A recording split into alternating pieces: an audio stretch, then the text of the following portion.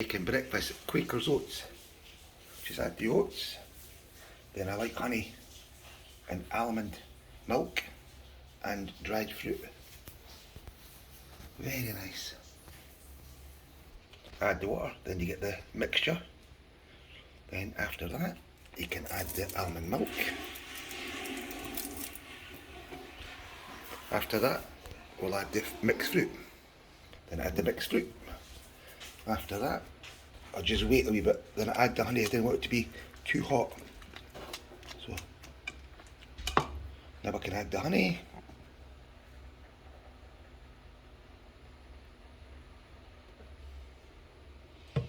Now I've got a nice breakfast, eh? That's what I'm saying, you know. Just make it at home, eh? And try to eat better quality food rather than that junk rubbish in the shop. You see the bananas, I mean, they're 100 baht for a nice big packet of bananas, but very, very nice. In fact, that one, believe it or not, was 120 for a bunch of bananas. I've got so many bananas in the back garden, but they don't taste the same as that. Okay, so that's a nice breakfast this morning. Let's eat and enjoy.